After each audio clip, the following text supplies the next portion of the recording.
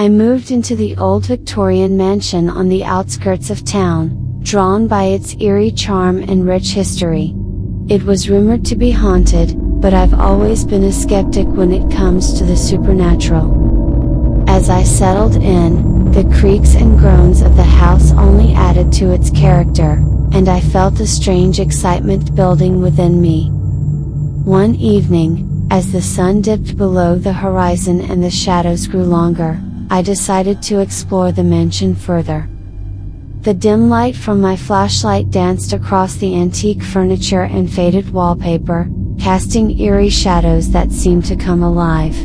I chuckled at my own nervousness and continued my exploration. I entered a room on the second floor that was filled with old paintings. The eyes of the portraits seemed to follow me, and a shiver ran down my spine. Among the paintings, one stood out, a portrait of a woman with long, dark hair and piercing blue eyes. Her gaze seemed to beckon me, and I found myself unable to look away. "Beautiful, isn't she?" a voice whispered behind me.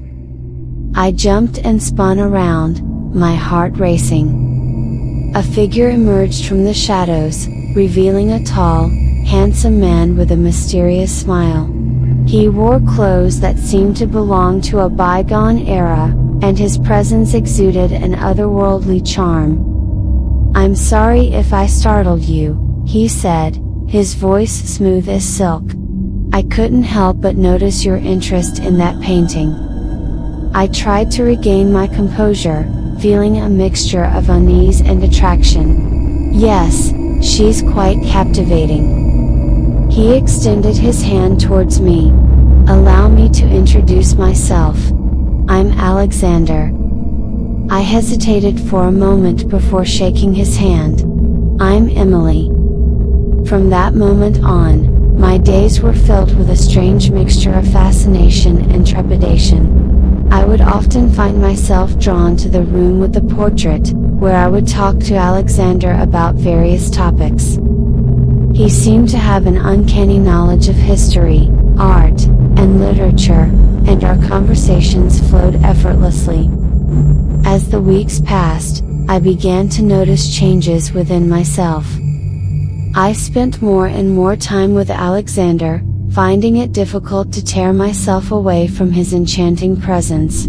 My friends and family grew concerned, warning me that I was becoming distant and obsessed. One night, I dreamt of the woman in the painting, the one with the piercing blue eyes. In the dream, she spoke to me, her voice a haunting melody. She warned me of Alexander, revealing that he was not what he seemed. She begged me to break free from his grasp before it was too late. The next morning, I awoke with a sense of urgency. The mansion felt different, the shadows more sinister. I made my way to the room with the portrait, and there stood Alexander, his eyes fixed on me. "You've been avoiding me, Emily," he said, his tone both hurt and accusatory. I took a step back, my heart pounding. "I need to know the truth, Alexander. Who are you?" He sighed, his expression pained. "I am a creature of the shadows, bound to this house for centuries. I have the ability to captivate and seduce, drawing humans into my world. But I never expected to feel a connection like the one I have with you." The truth sent a chill down my spine.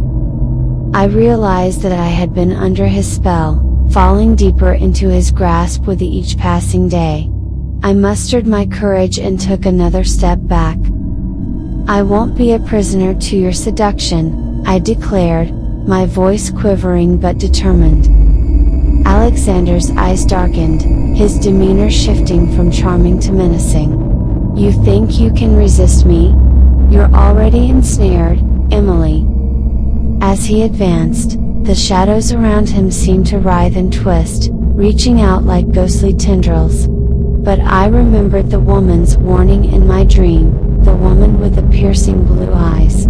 With a surge of strength, I reached into my pocket and pulled out a small vial filled with liquid sunlight.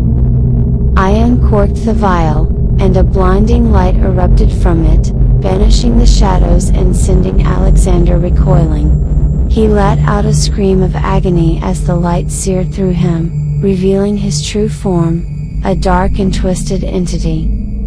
With a final, desperate howl, Alexander dissipated into nothingness, leaving only the echoes of his torment behind. The mansion felt lighter, the atmosphere less oppressive. The shadows no longer seemed to hold their seductive power over me. I knew that the battle was won, but the memories of those haunting days would forever linger. As time went on, I became an advocate for the mansion's preservation, hoping to prevent others from falling victim to its sinister charms. The portrait of the woman with the piercing blue eyes remained, a reminder of the darkness that had once lurked within those walls. And though I had emerged from the ordeal stronger, I couldn't help but wonder, were there other entities like Alexander, lurking in the shadows, waiting to seduce and ensnare unsuspecting souls?